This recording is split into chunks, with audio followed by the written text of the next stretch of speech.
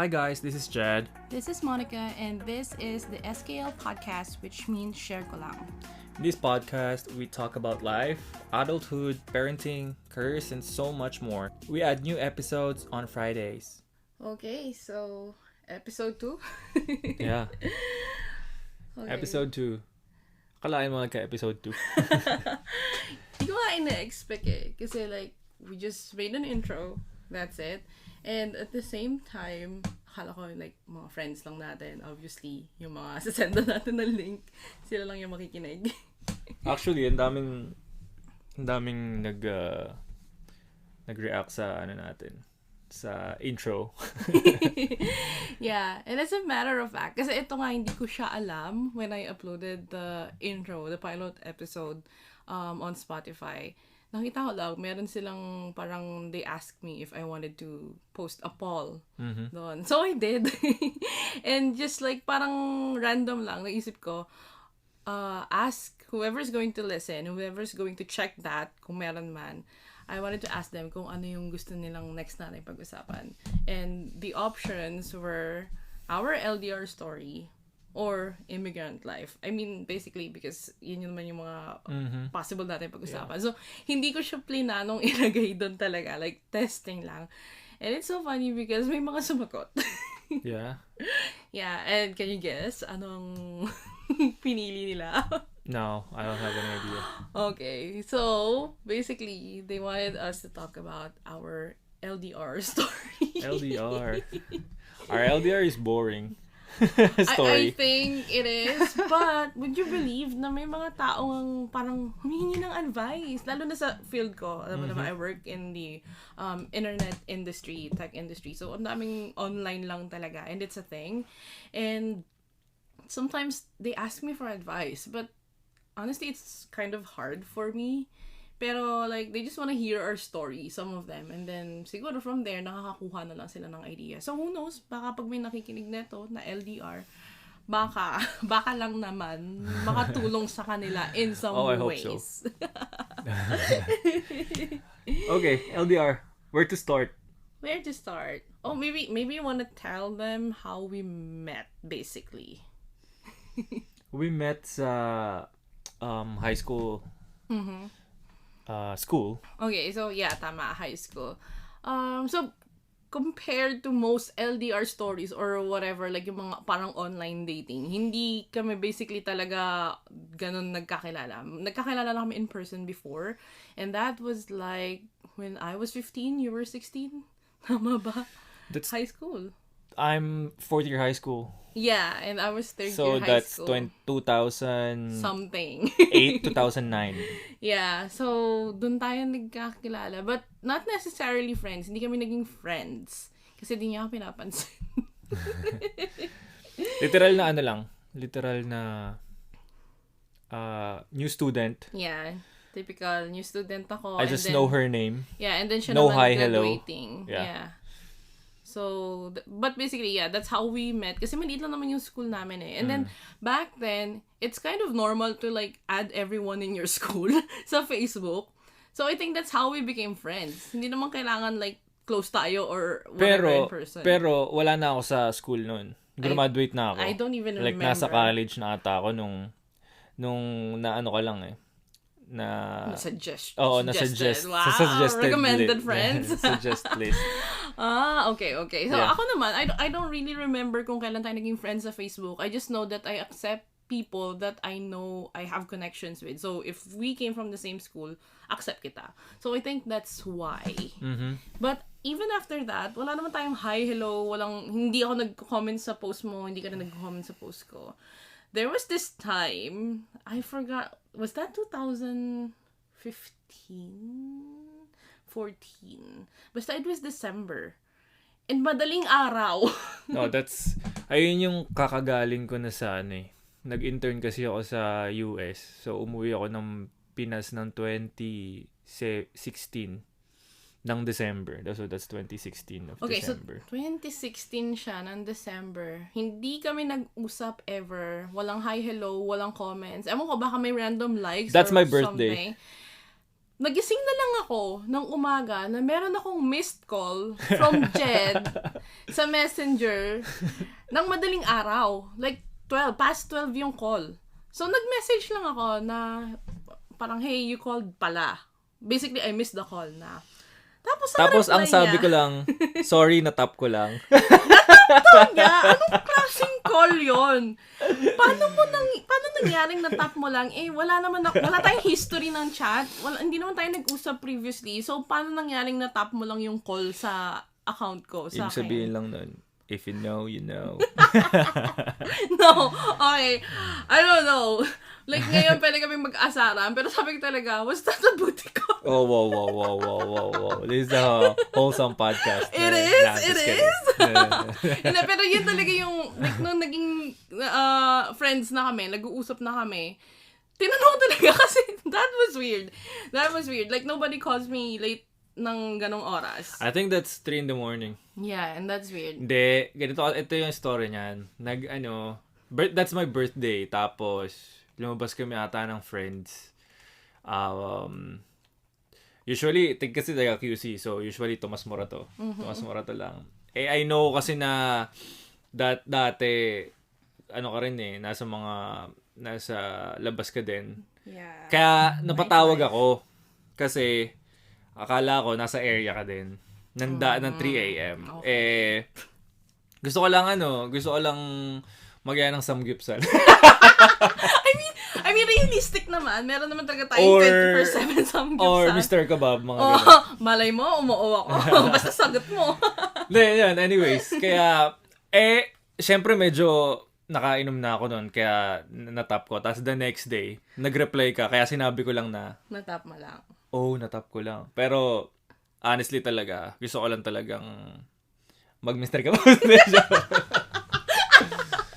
Yun lang, dun lang kami dun na nagsimula yung what you call this, yung conversation. Kasi sa high school talagang conversation na to. Tapos, yung first. Yeah. Tapos yung start ng conversation pa natin ng awkward. Yeah. So, because it was awkward, actually, parang wala naman after that, parang okay na top mo, dead ma. That's it. Walang regular communication. So, wala again. May sarili siyang buhay for a year, I think. And then, eventually... And then, the next year, kasi December lang yun eh. So, magta-2017 na. 2017, fast forward sa I think that's September. August. Yeah, August. Nagtayo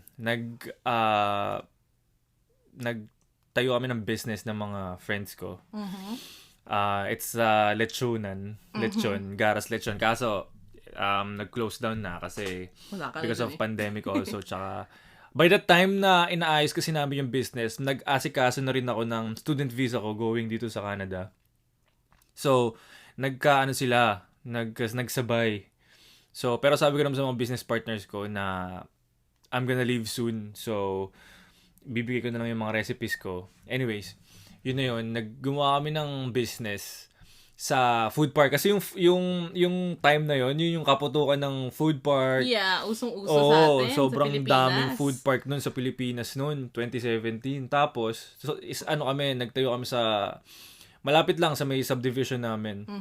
And then, yun, nag-opening kami ng September. And then, naka-receive ako ng message. So, eto last conversation namin is December. Awkward. Then, bigla ako naka-receive ng message ng 2017 ng September. So, ilang months yun. Nang nangangamusta kung how's the, pwesto sa mga food park. And that's Monica.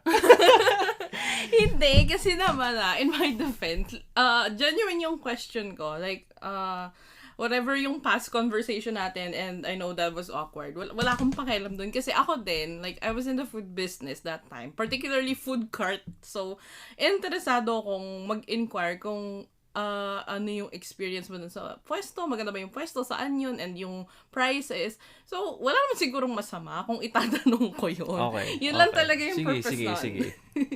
Ano na yan? Sige, given yung Pero prior to that, talagang may konting naman ako.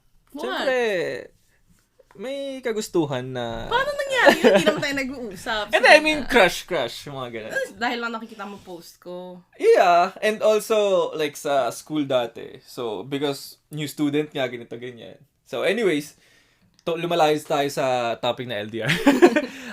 Yun, nag-message siya. Sabi ko, okay naman, ganito, ganyan. Sabi ko, kaso paalis ako, papapunta na ako sa Canada. Tapos sabi ko, kung gusto mo, meet tayo dun sa, pwesto namin, para makita niya rin. And mapatikim ko yung lechon namin. Kasi, ang sarap talaga. Bacolod, lechon siya. So, yun, anyways. Ang sarap talaga nun. Tapos, niya ako, ginost niya ako.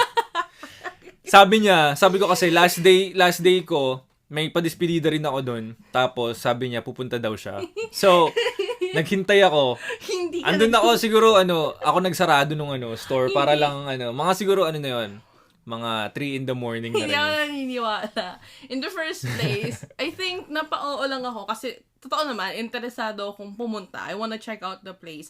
Pero kasi, may commitment din ako nung araw na yun na nawala lang sa isip ko. Tapos parang, tinatansya ko na lang kung maaga ba kami matatapos. It was a dinner with my friends. And birthday kasi yun. So, kung sakali maaga kami matapos, susunod ako. Or... Okay, it's okay. Okay na ulit. Okay,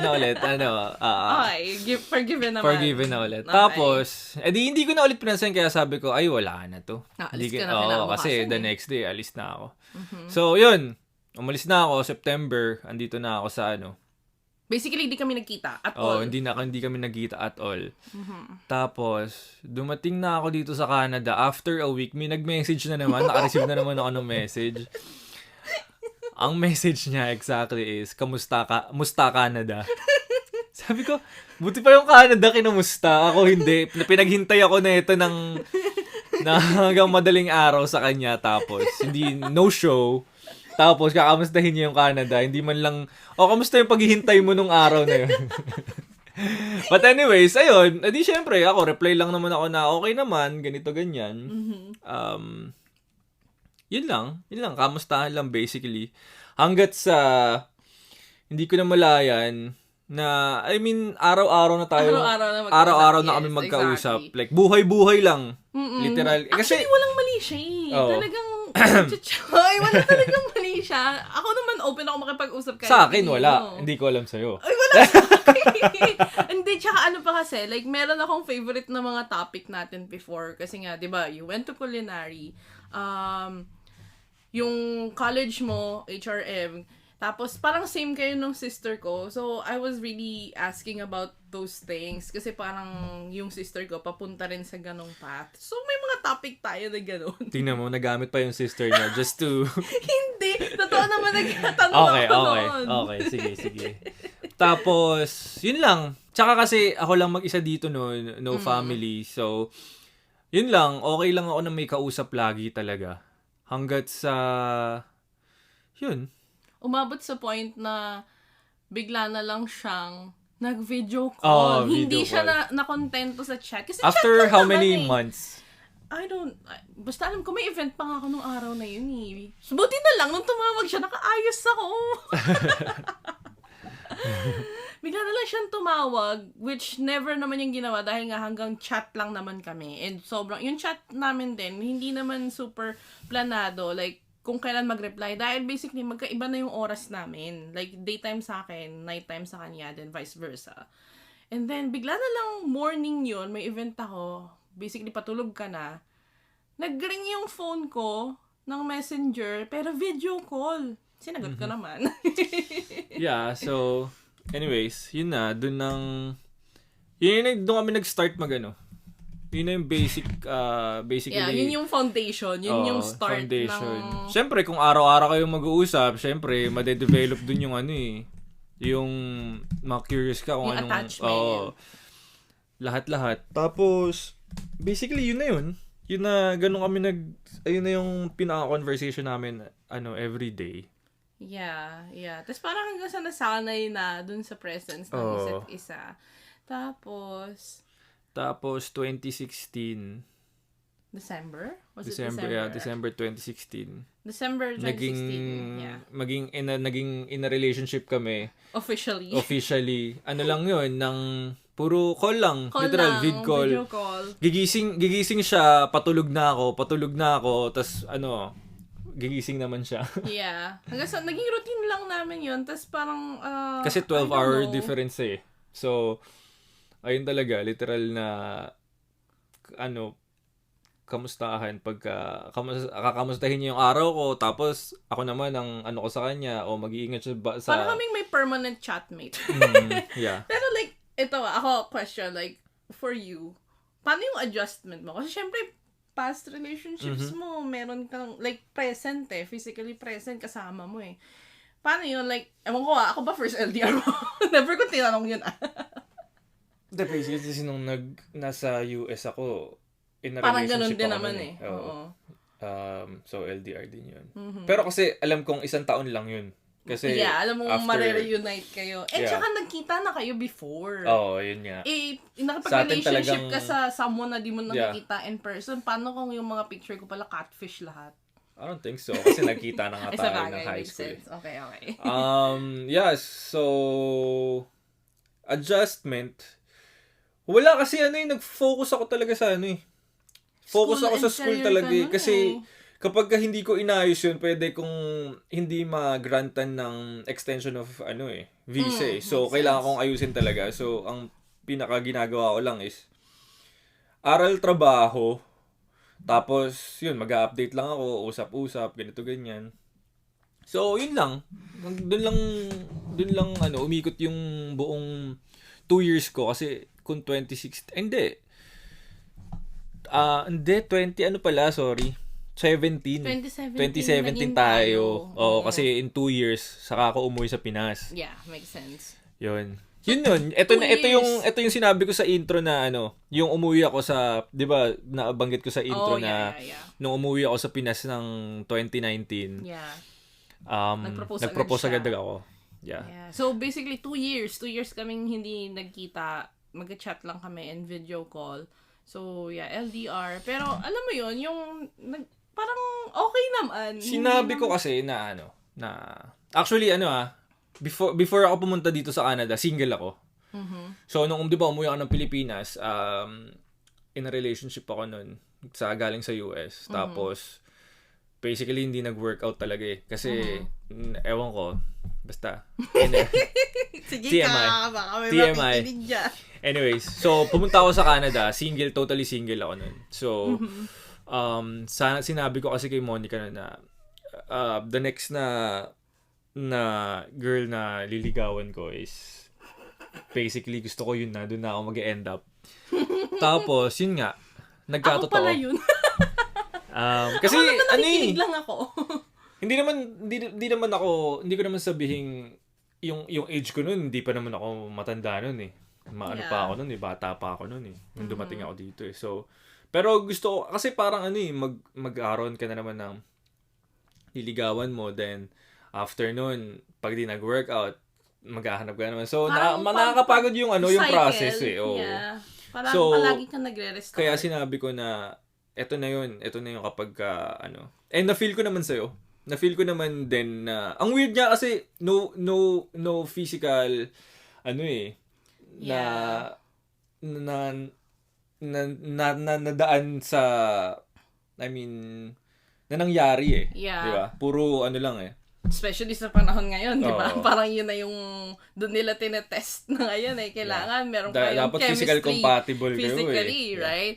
And, actually, yun nga din yung lagi kong sinasabi na parang, ako for me opinion ko lang to, na parang, sobrang strong ng foundation if hindi pa nga kayo nagkikita personally or walang physical touch, walang anything na physical element, pero alam nyo na yung nafe-feel nyo para sa isa't isa and umabot kayo sa mga ganyan desisyon, like seryosong desisyon, diba? So, I think isa yun sa mga reason kung bakit ang strong nung foundation natin as a couple. Yeah, even back nung boyfriend-girlfriend pa lang. Tsaka pinaka nagustuhan ko kasi is, sige, aminin ko, yung mga past relationship ko, talagang trust issues.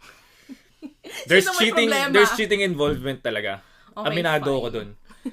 Tapos, kaya, ngayon, talagang clean slate, alam mo yun, na tipong, binigyan ka ng chance na mag-start ng sobrang linis. So, why not grab mo yung chance na yun. Yun lang siguro kaya okay din yung relationship natin. I hope until forever. hindi may hangganan. You know what I'm saying? Naman. Ngayon pa ba tayo gaganyan? Yeah. Yun lang ang ko Yeah. sa LDR. I think, like, just to close the conversation, last question is, syempre, since LDR yung question nila, or yung dun sila interesado, like, how did you manage na lang being away from me? Hindi, kasi additionally din, di ba nga, nagkita na kami, and nagpakasal kami, and that only happened in 3 weeks. So, after all those LDR moments, 3 weeks lang kami nagkita. Then, the thing is, naghiwalay na naman kami. Kailangan niya bumalik dito. Ako naiwan sa Philippines to process my papers, and it took me an entire 9, almost 10 months again bago ako nakasunod dito. So, another set of 10-month LDR. So, of being married, no? Yeah, married na, pero LDR kayo. Yeah. So, anong masasabi mo? Like, how did you manage? How do I manage? I think, lang talaga. A big sacrifice, and, yung being, yun nga, yung trust talaga, yung sinabi ko. Trust. Trust your partner sa lahat ng bagay. Yeah. Hindi 80%, hindi 90%, like 100% trust talaga. Kasi kung hindi 100% nagda-doubt ka, talagang dyan papasok yung nakakapraning. Overthinking. Ma-overthink ka kung anong ginagawa ng isa't isa. Magda-doubt ka. Tapos, sacrifice kasi wala kang magawa eh. You need to wait for the right time na to be together again eh. Yeah, that's true. Diba? So, yun. Patience, sacrifice, and trust. 100% trust talaga. Even hindi LDR eh. Even sa kahit hindi naman kayo LDR. Kahit magkasama kayo eh. Yun lang yun eh. Kasi kapag, katulad namin ni Monica, kapag kahit dito, kung aalis ako, like, go. Even phone, like, kahit nakalapag yung mga phone namin, hindi ka kakabahan na tipong... Yeah, that's true. Kahit, never kami kalkala ng phone. Yeah. Yeah. Yun lang. Yeah. I think, yun lang yung... Hindi siya advice eh. For me, yun lang yung naging... Opinion mo siya, based on your experience. Based on my experience na nag-work naman. Yeah. I think ako sa akin but I agree. I totally agree sa lahat ng minention mo. Pero one important factor for me then is communication. Like, sobrang importante nun. Kasi parang, yeah, I trust you. You trust me. But, paano ba natin parang pagpapatibay yung trust na yon? Obviously, we communicate. So, sinasabi ko sa'yo kung nasan ako, anong ginagawa ko. Siya din sinasabi niya sa akin. And all of those things, alam mo yon, yung parang kumbaga nagko-coordinate lang kami. Kasi nga sobrang essential nun eh. Like, hindi mo na nga nakikita eh, tas hindi mo pa alam, like even just through messages. Diba? So, sobrang importante nun. And it gives me like the peace of mind na, okay, nasa school siya or nasa work siya, ganito, ganyan. And ako for me like, wala akong maalalang pinagbawalan natin ng isa't isa. Yeah, Into some, never, walang ganon. Like, you're going out with your friends, sige, magbi-billiards kayo, whatever. Yeah. Yun din siguro yung yung kagandahan sa relationship natin is kapag andun yung 100% trust and kilala mo yung mga friends. Though, syempre, may mga history talaga yung friends mo. Pero kasi, nasa sa'yo na yan eh. Yun lang. Yeah, so that's our LDR story. Probably boring for the others, but hopefully, yung mga may LDR situation dyan, malay nyo naman, just stay strong and like trust your partner. If you really wanna make it work, communicate, and then patience. Yun lang yung yun lang yung nag-work sa amin. That's what worked for us. So, depending sa situation ninyo, iba-iba tayo. Yeah. And iba-iba rin tayo ng personality. Kami, enough na yun nag-suffice yun para mag-work yung relationship namin. And now we're together. Yeah. So, Ito naman is na-share ko lang.